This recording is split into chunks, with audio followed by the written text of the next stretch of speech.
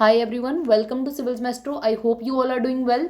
सो आज का biweekly current affair analysis start करते हैं। पहली न्यूज़ आइटम है changes in adoption rules and CARINGS को लेके। सो अभी न्यू अडॉप्शन रेगुलेशंस आई थी, जुवेनाइल जस्टिस एक्ट में कुछ चेंजेस किए गए थे सितंबर 2022 में, और गवर्नमेंट ने अब रिपोर्ट किया है कि अडॉप्शन की जो पेंडेंसी थी वो अभी बहुत कम हो चुकी है, अभी पेंडेंसी कम है। सो नए रूल्स जो हैं अडॉप्शन के, ये ministry of women and child development ने इसको लेके आए थे। उसके अलावा ये रूल्स में कुछ चेंजेस किए गए थे। पहला जो चेंज था एक्चुअली क्या होता था कि पहले हमारी कंट्री में अडॉप्शन के केस में कुछ जो डिसीजन मेकिंग होती थी वो जुडिशरी के पास थी, लेकिन अब जो नए रूल्स आए थे उन्होंने डिस्ट्रिक्ट मैजिस्ट्रेट जो है, डीएम होता है, उसको अडॉप्शन ऑर्डर्स इशू करने का जो है पावर प्रोवाइड किया। इसके अलावा ये रूल्स में क्या किया गया कि pre and post adoptive counselling provide की जाएगी। जो भी पर्सपेक्टिव पेरेंट्स होते हैं जिन्होंने बच्चों को अडॉप्ट करना है, ट्रेंड काउंसलर्स उनको काउंसलिंग प्रोवाइड करेंगे अडॉप्शन से पहले भी और अडॉप्शन के बाद भी। और ये जो पूरा अडॉप्शन, ये जो काउंसलिंग वाला पूरा सेटअप है, इसको national institute of mental health and neuro science यानी कि निम्हांस इंस्टीट्यूट जो है ये इसको हैंडल करेगा। उसके अलावा जब किसी बच्चे को अडॉप्ट करना है, सपोज करो ए पर्सन किसी बच्चे को अडॉप्ट करना चाहता है, तो अगर ये जो बच्चा है, ठीक है, जो चाइल्ड है, अगर ये मान लीजिए कि किसी पर्टिकुलर एक्स नाम की डिस्ट्रिक्ट का रेजिडेंट है, ये एक्स नाम की डिस्ट्रिक्ट में है ये बच्चा, तो इस डिस्ट्रिक्ट का जो चीफ मेडिकल ऑफिसर है वो उसका कंप्लीट हेल्थ चेकअप करेगा बच्चे के डिस्ट्रिक्ट में, और उसके बाद अडॉप्शन की जो पूरी प्रक्रिया है, जो पूरा प्रोसेस है वो स्टार्ट किया जाएगा। उसके अलावा जो अडॉप्टिव पेरेंट्स हैं वो अपनी स्टेट से बाहर से भी किसी बच्चे को अडॉप्ट कर सकते हैं। अब ये जो चेंजेस थे, इसके अलावा child adoption resource information and guidance system, CARINGS नाम का एक ऑनलाइन प्लेटफॉर्म है जो एडॉप्शन को हैंडल करता है, उसमें भी कुछ चेंजेस लाए गए थे ताकि ट्रांसपेरेंसी आ सके और अच्छे से अडॉप्शन हो और फास्ट तरीके से अडॉप्शन हो। उसके अलावा वो चिल्ड्रन जो बच्चे फैमिलीज नहीं फाइंड कर पाते हैं, मतलब अपने रेफरल साइकिल्स में जहाँ पे उनको अडॉप्शन के लिए दिया जाना है, अगर उस एरियाज में उनके लिए पेरेंट्स नहीं मिल पाते हैं, तो उस केस में पर्सपेक्टिव पेरेंट्स जो हैं वो अपॉर्चुनिटी दी जाएगी इंडियन रेसिडेंट्स को, ठीक है, एनआरआईज को दी जाएगी, और oversee card holders of Indian citizen जो कार्ड होल्डर ऑफ इंडिया जो हैं उनको अपॉर्चुनिटी प्रोवाइड की जाएगी।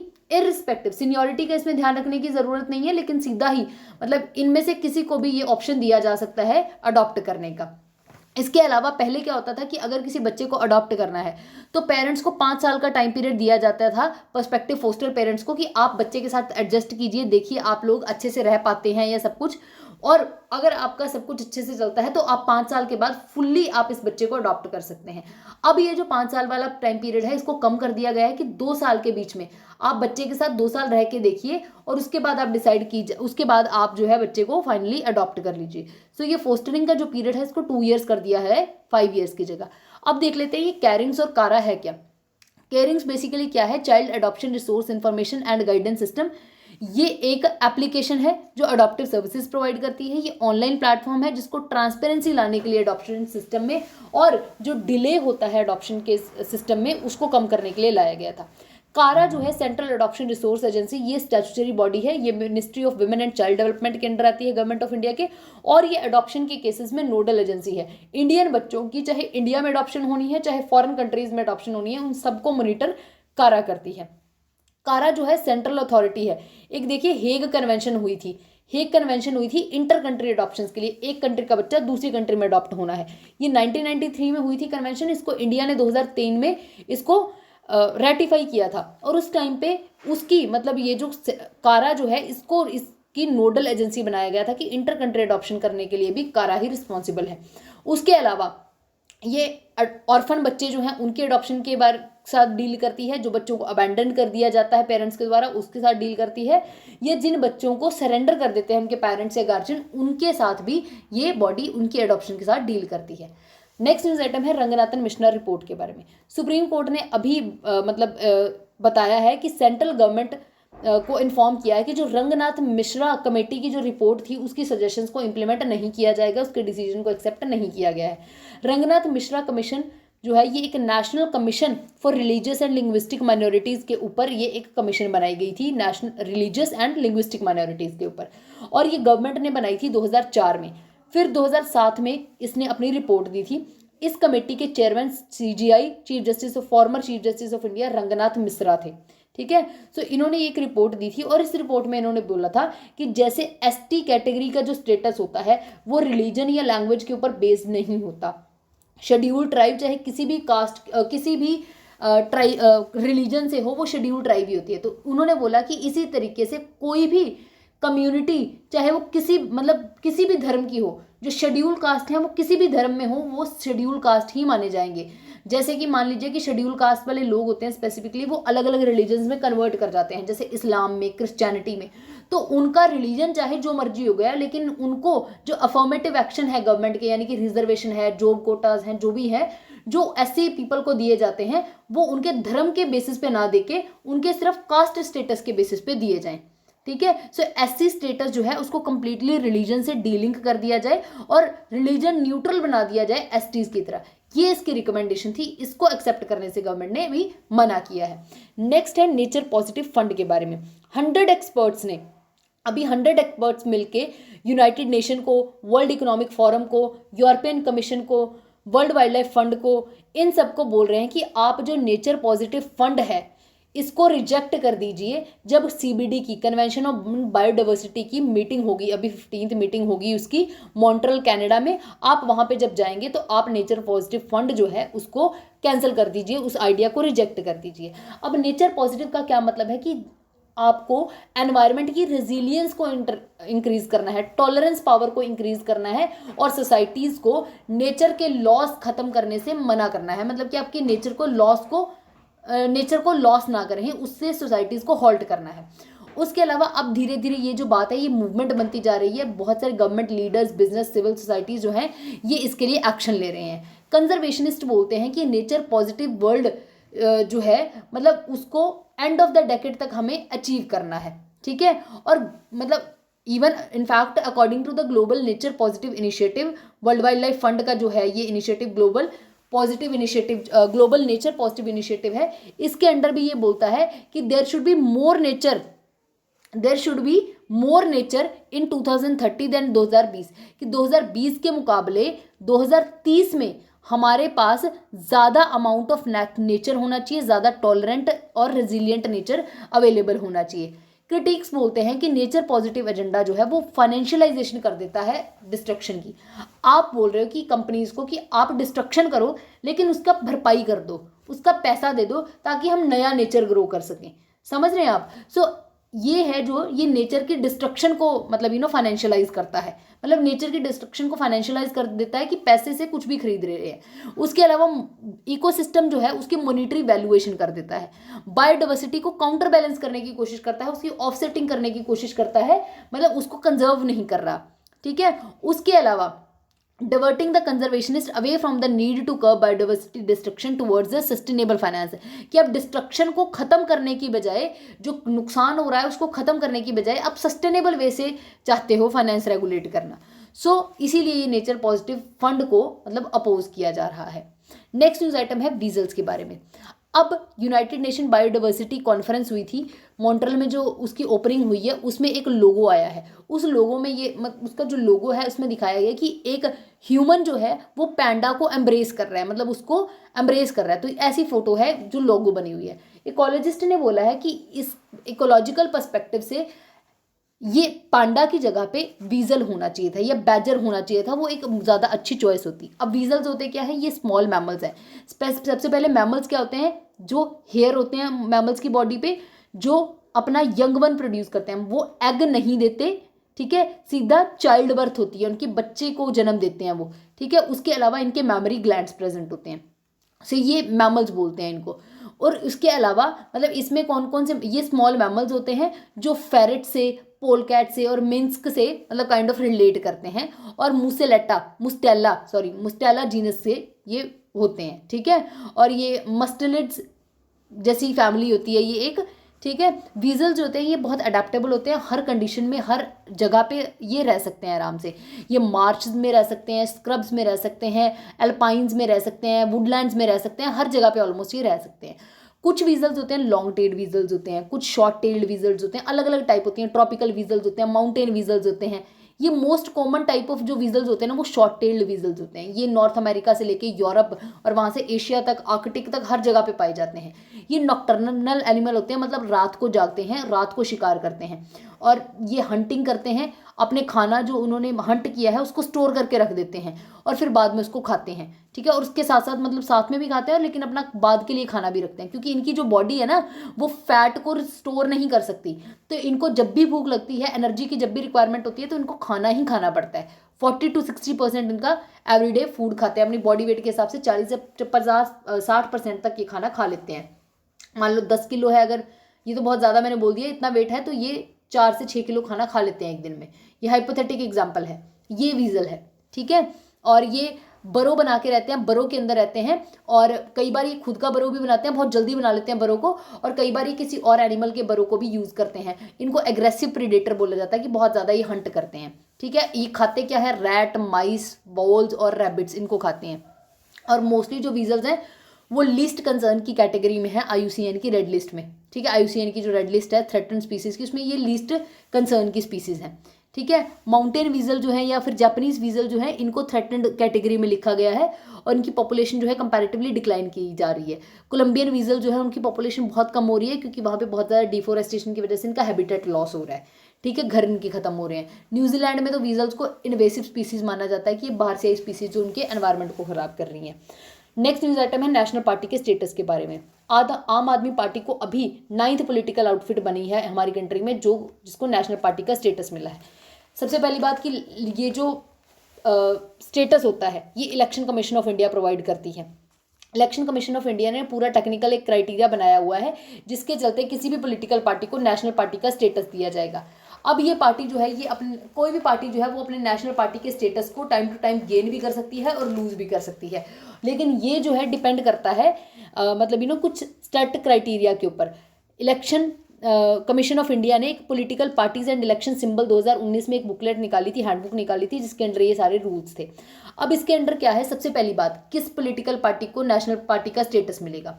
जो कोई भी पार्टी अगर 4 स्टेट में स्टेट्स पार्टी, ठीक है, रिकॉग्नाइज करी जा चुकी है तो उसको नेशनल पार्टी बोल देंगे। या फिर अगर उस पर्टिकुलर पॉलिटिकल पार्टी को, जैसे आम आदमी पार्टी आप है, ठीक है, उसको at least 6% of the total valid votes मिले हैं 4 स्टेट में लोकसभा या असेंबली के इलेक्शन हुए हैं सपोज कीजिए, और उसमें मान लो 100 वोट पड़े हैं, 100 में से 6 वोट जो हैं इस पॉलिटिकल पार्टी को मिले हैं। 6% वोट, ठीक है, इन 4 स्टेट्स, ठीक है, तो उसको बोलेंगे। उसके अलावा अगर उसने 2% टोटल सीट्स का 2%, लोकसभा में जितनी टोटल सीट है उसका 2% उसको मिला है 3 स्टेट में से, तो उसको बोलेंगे ये नेशनल पार्टी है। अब ये तो गया नेशनल पार्टी। अब स्टेट पार्टी किसको बोलेंगे, किसी भी पॉलिटिकल पार्टी जिसका 6% का वोट शेयर है असेंबली इलेक्शन में और 2% एमएलए हैं उनके, या फिर और मतलब साथ के साथ 2% एमएलए हैं, या फिर 6% का वोट शेयर है लोकसभा में और एटलीस्ट 1 MP है, ठीक है, तो उस केस में इसको बोलेंगे कि ये स्टेट पार्टी है। उसके अलावा या फिर जितनी टोटल नंबर ऑफ सीट है स्टेट की असेंबली में उसकी 3% सीट इसको मिल गई है, ठीक है, या फिर टोटल असेंबली के इलेक्शन में जितनी वोटिंग हुई है उसका 8% वोट इनको मिले हैं, तो उस केस में इसको बोलेंगे कि ये स्टेट पार्टी है। नेक्स्ट न्यूज आइटम है अमेरिसियम नाम की एलिमेंट के बारे में। यूरोपियन स्पेस एजेंसी ने अभी बोला है कि वो अमेरिसियम नाम की एक एलिमेंट है, उसको यूज करके बैटरीज बनाएंगे जिसको पावर, स्पेस में जो मिशन जाते हैं उसको पावर प्रोवाइड करने के लिए यूज़ किया जाएगा। अमेरिसियम जो है ये एक सिंथेटिक केमिकल एलिमेंट है, ये ओरिजिनली नेचर में नहीं मिलती, इसको प्लूटोनियम से बनाया जाता है, ठीक है, और ये 95 इसका एटॉमिक नंबर होता है। एटॉमिक नंबर का मतलब होता है कि नंबर ऑफ प्रोटॉन्स, ठीक है, और मास नंबर का मतलब होता है number of protons plus number of neutrons, ठीक है, कि न्यूक्लियस में होते हैं न्यूट्रॉन और प्रोटॉन, और इसको इनके दोनों को कि उसको ऐड करके, नंबर को ऐड करके आ जाता है आपका मास नंबर, और प्रोटॉन का नंबर होता है एटॉमिक नंबर। सो 95 इसमें इलेक्ट्रॉन है, 95 प्रोटॉन है, ठीक है। सो ये जो है नेचुरली नहीं मिलती एनवायरनमेंट में, इसको न्यूक्लियर फ्यूल को जब रीप्रोसेस करते हैं सिविल न्यूक्लियर प्लांट्स में, तब बनाई जाती है ये। और इसको अब यूज़ किया जा सकता है नई बैटरीज बनाने के लिए जो स्पेस में यूज़ की जाएंगी। अमेरिशियम जो है ये प्लूटोनियम का जब डिके होता है, जब प्लूटोनियम जो है डिके करता है, टूटता है, तो उस केस में ये बनती है। और ये एक ऑल्टरनेटिव की तरह आ सकती है सोलर सेल्स के, ठीक है। उसके अलावा मून की डार्क साइड पे कह रहे हैं कि जो मिशन भेजे जाएंगे उसमें इसको यूज़ किया जाएगा क्योंकि ज़्यादा पावर जनरेशन की ज़रूरत है। अमेरिशियम जो है वो कंपैरेटिवली चीपर है, इजीली अवेलेबल है। इसकी हाफ लाइफ प्लूटोनियम 238 से ज़्यादा है, मतलब ये जल्दी ख़त्म हो जाता है मान लो, क्योंकि रेडियो एक्टिव है तो ये अपने आप डिके करते रहते हैं। और ये इसकी मतलब ये इजीली डिके नहीं होता है, ठीक है। सो ये इसकी चीज़ें हैं कुछ, ये इसके बारे में है। नेक्स्ट न्यूज़ आइटम है ILO की डिक्लेरेशन के बारे में। इंटरनेशनल लेबर ऑर्गेनाइजेशन ने अभी एक डिक्लेरेशन को अडॉप्ट किया है जिसमें उसने सारी की सारी कंट्रीज़ को बोला है कि आप लेबर प्रोटेक्शन लेके आओ। 17th Asia and Pacific regional meeting हो रही है ILO की, सिंगापुर में हो रही है ये मीटिंग। इसमें इन्होंने एक सिंगापुर डिक्लेरेशन नाम की डिक्लेरेशन को अडॉप्ट किया है जिसके अंडर इन्होंने 10 पॉइंट की प्रायोरिटीज़ लिखी हैं कंट्रीज़ के लिए, ताकि जो वर्ल्ड में वेजेस कम हो रही हैं, अनएम्प्लॉयमेंट बढ़ रही है, इन्फ्लेशन बढ़ रही है, वर्कर की कंडीशन ख़राब हो रही है, उसको एड्रेस किया जा सके। सिंगापुर डिक्लेरेशन जो है ये यही बोलती है कि हमें जितने भी लेबर मार्केट में स्टेक होल्डर हैं उनके बीच में सोशल डायलॉग को प्रमोट करना चाहिए, तभी वर्कर की प्रॉब्लम्स का सोल्यूशन आएगा। अब डिक्लेरेशन में है कि वर्कर की सिक्योरिटी, वर्कर का पीस और डिसेंट वर्क उनको मिलना चाहिए चाहे कोई भी कंडीशन है, स्पेशली डिजास्टर के केस में, इकोनॉमिक अनसर्टेनिटी के केस में तो ज़्यादा उनको मिलनी चाहिए, ठीक है, ज़्यादा हेल्प मिलनी चाहिए। और ऐसे से कुछ और उन्होंने टारगेट्स रखे हैं कि माइग्रेंट वर्कर का भी ध्यान रखना है। उसके अलावा मतलब फ्रीडम ऑफ एसोसिएशन, ठीक है, उसको प्रमोट करना है। इंक्लूसिव होनी चाहिए आपकी लेबर मार्केट, सबका विकास, सबका साथ सबका विकास होना चाहिए, ठीक। क्लाइमेट चेंज से अगर कोई इम्पैक्ट होता है उसके केस में भी इनको स्पेशल हेल्प मिलनी चाहिए। सो ऐसी चीज़ें हैं। नेक्स्ट न्यूज़ आइटम है बायबैक ऑफ शेयर्स के बारे में। पेटीएम की जो पेरेंट कंपनी है उसने अभी एक प्रपोजल लाया है कि वो अपने शेयर्स को बायबैक करेगी। शेयर्स का बायबैक कौन करता है? शेयर्स का बायबैक करती है कोई भी लिस्टेड कंपनी जो कि जिसने ऑलरेडी अपना कि शेयर्स रिलीज कर दिए हैं, इक्विटी डिल्यूट कर दी है, तो वो कंपनी जो शेयर उसने पहले बेचे थे उन शेयर्स को जब वापस मार्केट में से उठा लेती है तो उसको बोलते हैं शेयर का बायबैक करना या शेयर को रीपरचेज करना। ये प्रोसेस जो है मतलब काइंड ऑफ इससे क्या होता है कि जो नंबर ऑफ आउटस्टैंडिंग शेयर्स हैं, ठीक है, किसी भी कंपनी ने मान लो 100 शेयर रिलीज किए हुए हैं तो उसके नंबर ऑफ आउटस्टैंडिंग शेयर कम हो जाएंगे। अब मान लो इसने 100 शेयर रिलीज किए थे 10 करोड़ रुपए के, ठीक है, अब जब ये इसमें से 10 शेयर वापस ले लेगी तो अब ये 90 शेयर रह गए और 90 शेयर का वैल्यू फिर होगा 10 करोड़। तो इससे क्या होता है कि शेयर की वैल्यू भी इंक्रीज हो जाती है, ठीक है। कंपनी जो है दो तरीके से बायबैक कर सकती है। पहली बात तो वो एक अच्छा सा ऑफर दे दे किसी पर्सन को, मान लो किसी पर्सन के पास 10 शेयर्स हैं, उसको बोल दिया कि आप ये शेयर्स वापस दे दो, आपको हम इतना पैसा दे देते हैं। दूसरा कि आप वो क्या करती है कि स्टॉक एक्सचेंज के ऊपर लिस्ट करवा देती है, मतलब वहां पे अपनी बुकिंग करवा देती है, ठीक है, कि हमें इतने शेयर्स हम वापस लेंगे या हम खरीदेंगे। और कोई भी कंपनी अपने टोटल लिमिट मतलब मैक्सिमम बायबैक जो है वो 25% तक कर सकती है, कि जितनी उसकी total aggregate paid up capital है या फिर फ्री रिजर्व है कंपनी का, उसका 25% जो है वो बायबैक की फॉर्म में वापस ले सकती है। उसके अलावा इससे क्या होगा कि कौन पार्टिसिपेट करेगा? ऐसा कोई भी पर्सन जिसके पास डीमैट अकाउंट है, जैसे वो शेयर खरीदता है, जिसके अंदर डीमैट अकाउंट का मतलब होता है कि जहाँ पे डिजिटल फॉर्म में शेयर्स का बेचना खरीदना होता है, तो वहाँ पे डीमैट अकाउंट है जो, तो वो होना चाहिए, उसके अंडर ये होगा। दूसरा शेयर होल्डर जो है, ठीक है, मतलब उसको कंपनी के शेयर को होल्ड करके रखना पड़ेगा, मतलब रिकॉर्ड डेट तक, जब तक डिक्लेरेशन अनाउंस नहीं हो जाती है, ठीक है। अब बायबैक ऑफ शेयर से होगा क्या, रीजन क्या होते हैं? सबसे पहला तो कंपनी जो होती है वो जब अपने नंबर ऑफ शेयर्स को डिक्रीज करना चाहती है मार्केट में, तब वो शेयर्स को बायबैक करती है, ठीक है। उसके अलावा प्रमोटर की शेयर होल्डिंग इससे इंक्रीज होती है, ठीक है। जब जैसे स्पेसिफिकली जब कॉर्पोरेट टेक ओवर वगैरह होते हैं तो उस टाइम पे ये जो प्रमोटर की शेयर मतलब लेसर नंबर ऑफ अगर शेयर होंगे, प्रमोटर की शेयर होल्डिंग ज़्यादा होगी, तो उस केस में मतलब टेक ओवर का जो मतलब एक थ्रेट होता है वो कम हो जाता है, क्योंकि प्रमोटर की शेयर होल्डिंग है अब बेसिकली उसमें, ठीक है। सो प्रमोटर की शेयर होल्डिंग अगर इंक्रीज होगी तो कॉर्पोरेट हॉस्टाइल टेक ओवर्स का रिस्क जो है वो कम हो जाता है, ठीक है। सो उसके अलावा बेनिफिट क्या है शेयर बायबैक के? पहली बात तो जो कंपनी होती है ना वो टैक्स, जब शेयर बायबैक करती है तो वो सारा का सारा टैक्स खुद पे कर देती है। अब शेयर होल्डर जो है, अब मान लीजिए एक ए पर्सन था, इससे पेटीएम वालों ने अपने शेयर वापस लिए, अब इसको बोला कि हम आपको मार्केट से ज़्यादा देंगे, मान लो इसने 2 लाख के शेयर खरीदे थे, इन्होंने बोला कि हम आपको 4 लाख देते हैं, मतलब मार्केट में उसकी वैल्यू 2 लाख है, इन्होंने बोला हम आपको 4 लाख देंगे। अब 4 लाख जब उन्होंने उससे उसको दिया, तो उस केस में अब क्या हुआ कि 2 लाख तो भरपाई होगी, लेकिन 2 लाख मुनाफा हो गया, प्रॉफिट। तो अब इस 2 लाख के ऊपर इसको कोई टैक्स नहीं पे करना पड़ेगा, क्योंकि पेटीएम कंपनी जो है इसके ऊपर टैक्स पहले से पे कर रही है, क्योंकि उसने शेयर वापस लिए हैं। ठीक है, दूसरी बात, एक तो फायदा हो गया। दूसरी बात कि कुछ लोग होते हैं जिनको उस शेयर्स में इंटरेस्ट नहीं होता, सो अनइंटरेस्टेड शेयर होल्डर जो होते हैं, उनको एक अच्छी जब डील मिलती है तो वो अपना एग्जिट कर सकते हैं, ठीक है, शेयर से। सो ये एक केस है। नेक्स्ट न्यूज आइटम है कॉन्जुगल राइट्स के बारे में। पंजाब स्टेट ने अभी मतलब बोला है, मतलब राइट टू लाइफ और पर्सनल लिबर्टी के अंडर आता है कॉन्जुगल राइट्स। सबसे पहली बात, कॉन्जुगल राइट्स होते क्या है? कोई भी ऐसे राइट्स जो कि मैरिज से की वजह से क्रिएट होते हैं, मतलब कि मैरिज होने के बाद जो राइट्स मिलते हैं किसी भी पर्सन को, उसको कॉन्जुगल राइट्स बोलते हैं। जैसे कि हस्बैंड का राइट वाइफ के साथ, ठीक है, वाइफ का राइट हस्बैंड की वजह से, मतलब उसकी प्रॉपर्टी पे, उसकी कंपनी के ऊपर, मतलब ऑल इन ऑल पूरा उसका वाइफ होने की वजह से जो उसके हक हैं अपने हस्बैंड के किसी भी चीज़ के ऊपर, सो उसको बोलते हैं कॉन्जुगल राइट्स। अब ये पर्सनल लॉज में भी रिकॉग्नाइज करते हैं, इनको किया जाता है इसकी मैरिज में, डाइवोर्स में, और क्रिमिनल लॉज के केस में भी इसको किया जाता है जब एलिमनी देनी होती है या मेंटेनेंस देनी होती है। अब कॉन्जुगल राइट, अब बात आई है प्रिजनर्स के बारे में। तो प्रिजनर्स के केस में बोल रहे हैं कि कॉन्जुगल राइट का मतलब होगा कि जब एक प्रिजनर को, मान लो चाहे वो मेल है फीमेल है, तो उसको जब टाइम दिया जाए, मतलब उसको अलाउ किया जाए कि वो प्राइवेसी में अपने हस्बैंड या वाइफ के साथ, जेल में अपने हस्बैंड या वाइफ के साथ मिल सकता है, पर्सनली प्राइवेसी के साथ। ठीक है, अब इसमें क्या है कि अगर बोल रहे हैं कि अगर हस्बैंड को वाइफ से या वाइफ को हस्बैंड से मिलने दिया जाएगा जेल में, तो जो आपका इनमेट है, जो जेल मतलब जो प्रिजनर है, उसकी साइकोलॉजिकल हेल्थ जो है उसको हेल्प मिलेगी, साइकोलॉजिकल बेनिफिट होंगे। उसके अलावा उनकी मैरिज जो है वो भी प्रिजर्व रहेगी। और सबसे इंपॉर्टेंट बात, इससे क्या होगा कि जो होमोसेक्सुअलिटी के जो केसेस मिलते हैं, देखे जाते हैं प्रिजन्स में, वो केसेस जो हैं वो भी कम होंगे। सेक्सुअल एग्रेशन जो होता है प्रिजन्स में, वो भी कंपैरेटिवली कम होगा। अब पंजाब के मॉडल विजिट्स, कॉन्जुगल विजिट्स में क्या है कि पंजाब का मॉडल क्या है कॉन्जुगल विजिट्स वाला? स्टेट की गाइडलाइंस के अकॉर्डिंग कॉन्जुगल राइट्स जो है वो प्रिजनर के लिए एक प्रिविलेज है, ना कि ये कोई राइट है। ठीक है, तो इसी की वजह से इसके ऊपर कुछ रूल्स भी हैं।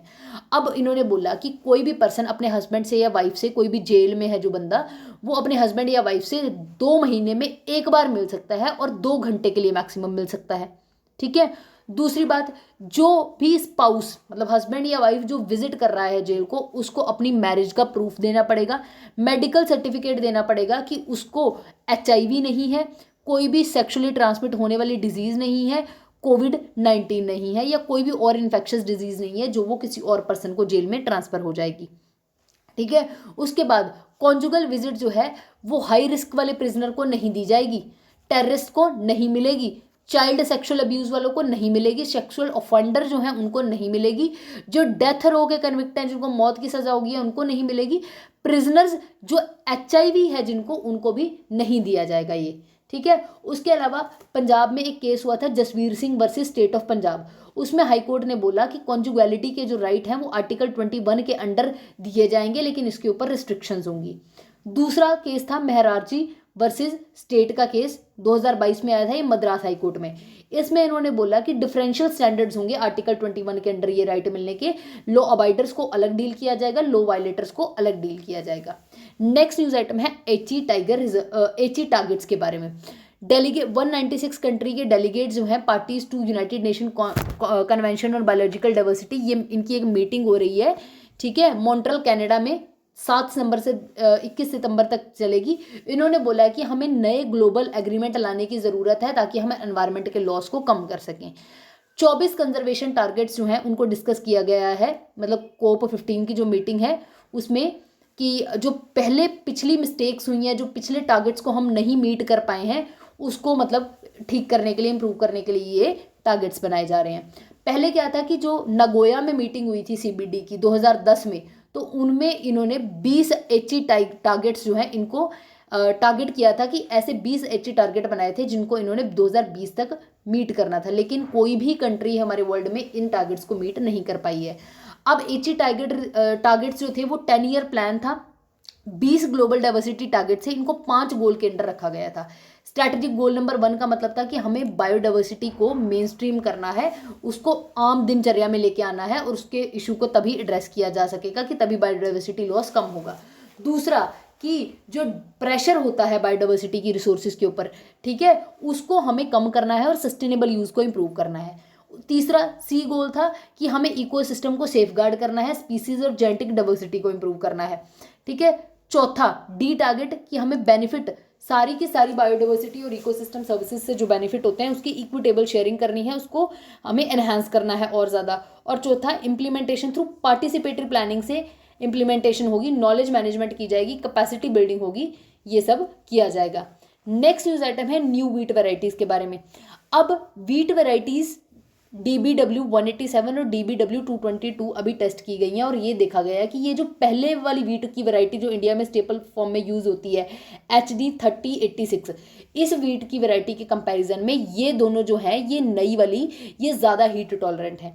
जब भी कोई वैरायटी व्हीट की हीट टॉलरेंट होगी तो उससे क्या होगा कि उसकी यील्ड बढ़ेगी, क्योंकि हीट को ज़्यादा टॉलरेट कर पाएगी तो उसकी यील्ड बढ़ेगी, ठीक है, बाली का साइज भी बढ़ेगा और अमाउंट भी बढ़ेगा। सो अब ये क्रॉप सीजन में देखा गया है कि 2021 और 22 में कि ये जो दो वेराइटीज़ हैं इन्होंने ज़्यादा ही टॉलरेंस शो की है, जिसकी वजह से इनकी ये जो यील्ड है, इनका जो पैदावार हुई है उसमें 3.6 और 5.4 का रिस्पेक्टिवली ज़्यादा अमाउंट उन्होंने यील्ड किया है।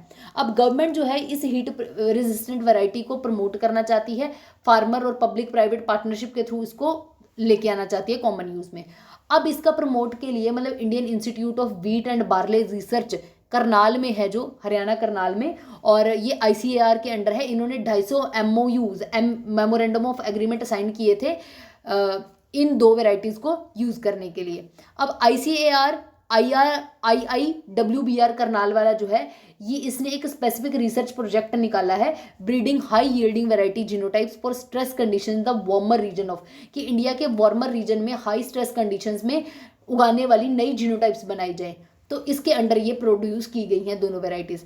अब इसके अंडर एक और बात है कि ये जो इंस्टीट्यूट है करनाल वाला, ये मैक्सिको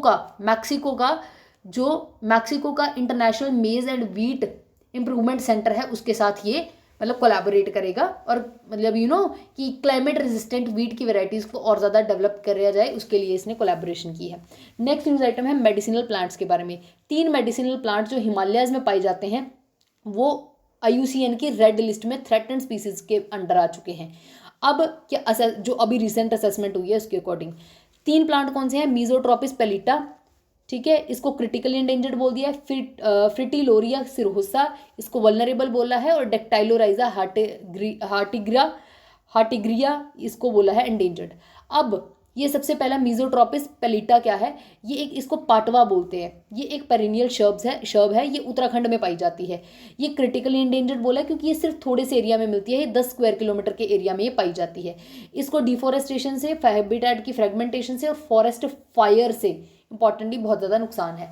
अब इसमें से एक खास ऑयल निकलता है जो बहुत बड़ा एक एंटीऑक्सीडेंट है और ये फार्मास्यूटिकल इंडस्ट्री के लिए बहुत इंपॉर्टेंट है, ठीक है। दूसरा है फ्रिटिलेरिया सिरहोसा, इसको हिमालयन फ्रिटिलरी बोलते हैं, ये एक पेरिनियल बल्बस हर्ब है, ठीक है। एक स्टडी के अकॉर्डिंग एक डिक्लाइन हुआ था, मतलब a decline of at least 30% of population over assessment, मतलब इसके जितनी पॉपुलेशन थी उससे 30% नीचे आ चुकी है।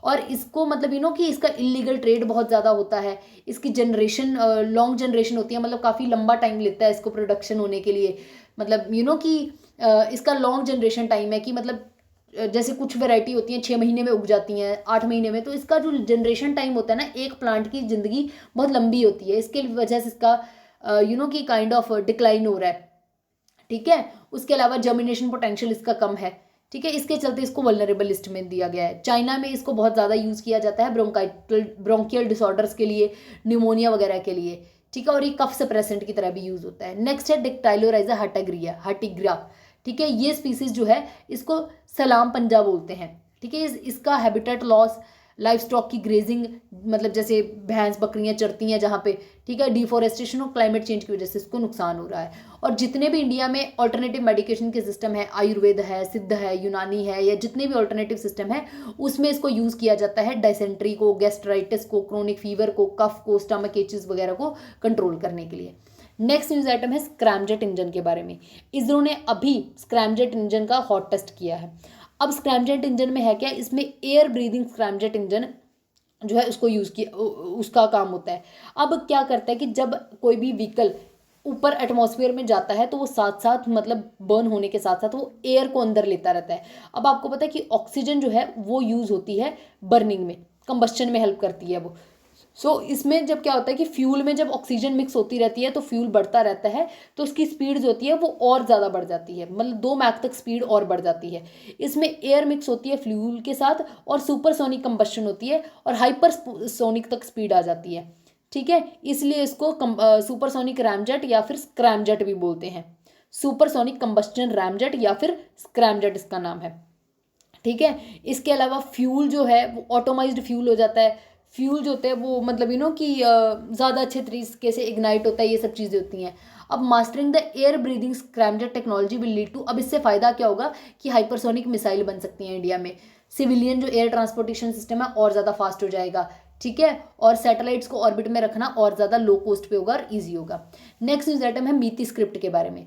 न्यूज़पेपर अभी क्या है कि देखिए, पहले क्या होता था, मणिपुर में एक मीती कम्युनिटी है और मतलब काफ़ी इंपॉर्टेंट एक वहाँ की कम्युनिटी है ये। और पहले क्या होता था कि मीती स्क्रिप्ट जो थी ना वहाँ पे फेमस होती थी। 8th से 9th सेंचुरी के टाइम के पास ये आई थी स्क्रिप्ट, और लेकिन 17th 18th सेंचुरी तक आते आते ये स्क्रिप्ट जो थी लूज हो गई थी, मतलब इसका यूज़ रिस्ट्रिक्ट हो गया था। ठीक है, लिखित भाषा को बोलते हैं स्क्रिप्ट। ठीक है, अब ये खत्म हो गई थी क्योंकि हिंदुइज्म और वैष्णविज्म जो था वो बहुत ज़्यादा जाने लग गया था। जब नॉर्थ ईस्ट में बंगाली लोग जो है माइग्रेट करने लग गए थे, तो उसके बाद क्या था, मीती स्क्रिप्ट जो है वो लूज हो गई थी, फिर बंगाली स्क्रिप्ट को यूज़ करने लगे थे। अब न्यूज़पेपर जो है वो दोबारा से काम कर रहे हैं कि वो बंगाली की जगह मीती स्क्रिप्ट को दोबारा से यूज़ करें। मीती स्क्रिप्ट को मीती रूलर्स ने इंट्रोड्यूस किया था, लेकिन हिंदुइज्म के आने के बाद ये खत्म हो गई थी।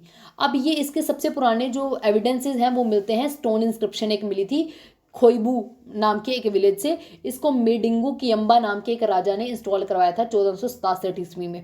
ठीक है, मीती मायक या मीती स्क्रिप्ट जो है, मतलब इसमें कि अप्रॉक्सीमेटली बोली जाती है कि इसमें 18 लेटर की एक स्क्रिप्ट है ये।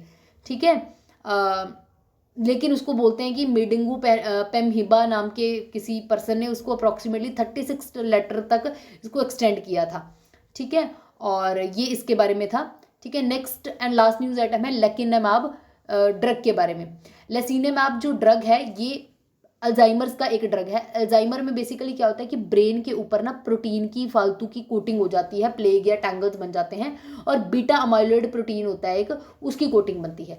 अब ये दवाई में क्या किया कि मोनोक्लोनल एंटीबॉडीज़ बनाई गई हैं, ऐसी एंटीबॉडी बनाई गई हैं जो इस बीटा प्रोटीन जो है ये सेल के ऊपर जो ऐसे लेयर बनाया हुआ है इस प्रोटीन को टारगेट करती हैं, जिसके चलते क्या होगा कि ये प्रोटीन जो है ना इसको ख़त्म कर देंगी। ठीक है, इस प्रोटीन को जब एंटीबॉडीज ये बाहर वाला जो प्रोटीन को खत्म कर देंगी तो जो ब्रेन सेल है वो नॉर्मल हो जाएगा। लेसिनेमैब जो है इसको बायोजेन और ईसाई नाम की कंपनी ने बनाया है।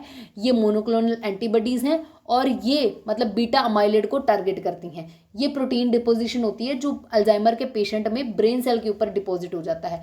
अब अल्जाइमर डिजीज़ में क्या होता है कि एक न्यूरोलॉजिक डिसऑर्डर है, इसमें ब्रेन का साइज जो होता है वो धीरे धीरे कम होने लग जाता है, श्रिंक होता रहता है, एट्रॉफी ऑफ द ब्रेन होने लग जाती है और ब्रेन के सेल्स की डेथ होने लग जाती है।